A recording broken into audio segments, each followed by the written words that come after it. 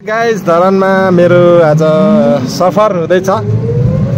सफारीमा हामी सफारीमा कम्पनीको सफारीमा हिँड्दैछौँ गणेश मान चोक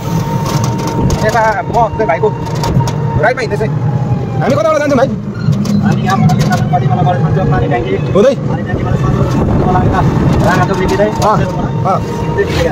लडिजा वर्कसपमा जाँदै गरेको अवस्था मजा आउँदैछ सफारीमा यार मजा आउँदै रहेछ क्या सफारीमा शीत जताततैबाट हावा आउने जाडो महिनामा चाहिँ नसकिने रहेछ फेरि ल यो चाहिँ गणेश मान चोक गणेश मान चोक हो 16 नम्बर वार्ड। अब हामी चाहिँ दाजुभाइको यात्रा धेरै लामो त छैन यहाँबाट ठिकै छ। अहिले चाहिँ हामी पानी ट्याङ्कीबाट 74 लाइनको बाटो जाँदैछौँ 74 लाइनबाट चाहिँ हामी जाँदैनौँ हामी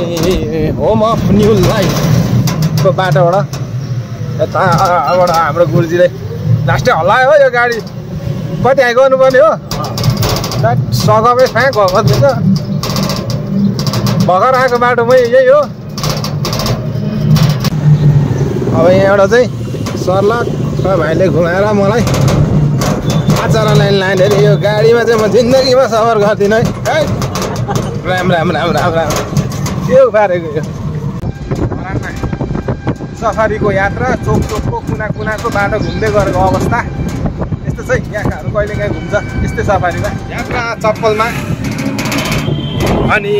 हिँड्दैछ हामी आचार्य लाइनमा सारा र दुध लिनलाई बाउनको सङ्गत भएपछि त दुधमै मात्र खानु पाइने रहेछ यहाँ सुँगुरको मासु खाउन भनेको मान्दैन खाएको भए त हरेक कुरामा मिल्थ्यो भाइसँग।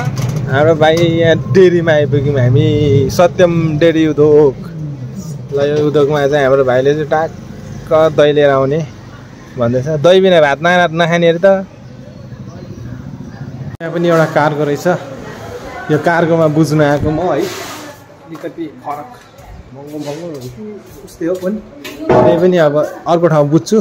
अनि बुझेर म कुन चाहिँ कार्गो सही हो सस्तो पर्छ त्यो कार्गोमा त म सामान पठाउने भएँ। म त धरानमा रहने भएँ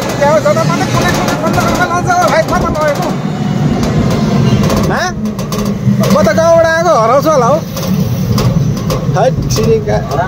मेरो भाइले धरानमा यो कुना कन्दा र कता कता काप्चा कोप्ची जताततै हालेछ म बस्नु त 13 मा बस्छु तर भाइले त मलाई कता